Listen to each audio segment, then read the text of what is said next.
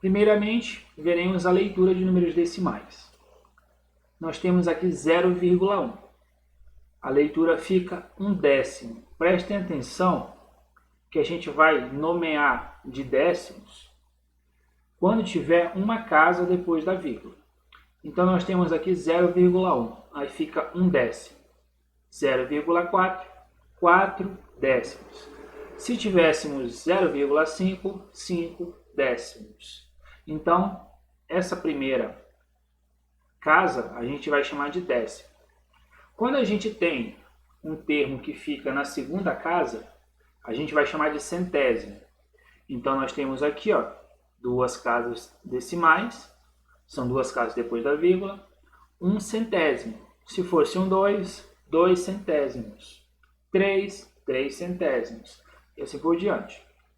Vejam aqui, ó, que nós temos um caso 0,35. 0,35 a gente vai chamar de 35 centésimos. 0,125.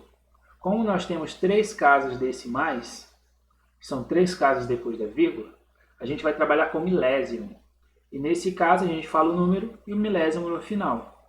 125 milésimos. Existem casos em que aparece a parte inteira e a parte decimal.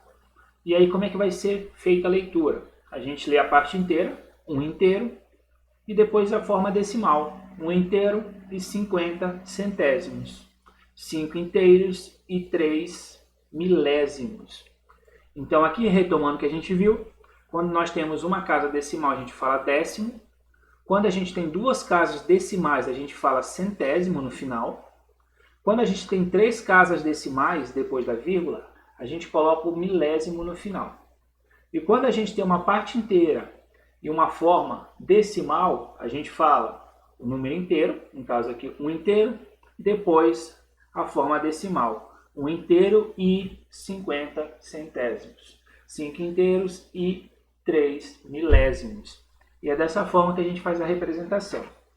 Se a gente quisesse transformar essa forma decimal em uma fração, realizando a leitura correta, é possível transformar na forma de fração.